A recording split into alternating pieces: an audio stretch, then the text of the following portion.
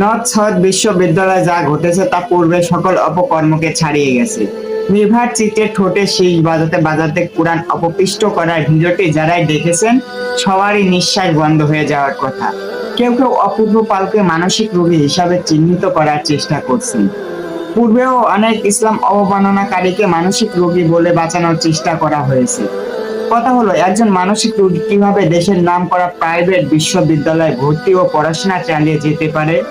তাছাড়া মানসিক রোগীরা কেনই বা বারবার ইসলাম ধর্মের উপরে আক্রমণ করে?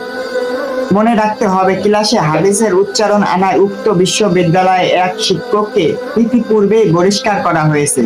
অথচ কোরআন অবমাননার ঘটনা ভাইরাল হওয়ার আগ পর্যন্ত তারা অপূর্ব পালের বিরুদ্ধে কোনো ব্যবস্থা নেননি। তাই বিশ্ববিদ্যালয়ের প্রশাসনও এই ঘটনায় দায় এড়াতে পারে না। এমন কুলাঙ্গার ছাত্রকে প্রশ্রয় দেওয়ার অপরাধে তাদেরকে ক্ষমা চাইতে হবে। এদেশের অনেক বেসরকারি বিশ্ববিদ্যালয়ে ইসলামিক বিরোধী এজেন্ট নিয়ে কাজ করে। ধর্মপ্রাণ মানুষের দেশে এটা কোনোভাবেই হতে দেওয়া যায় না। অপূর্ব পাল যা করেছে এটা ধর্মীয় দান্দা বাঁধানোর সুস্পষ্ট উস্কানি। আমরা অবিলম্বে তার দৃষ্টান্তমূলক সর্বোচ্চ শাস্তি চাই।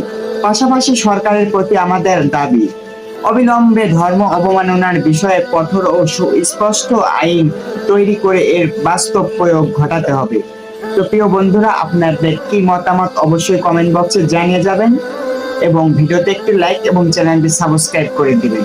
দেখা হবে নেক্সট কোনো ভিডিওতে। সে পর্যন্ত সবাই ভালো থাকেন। আল্লাহ হাফেজ।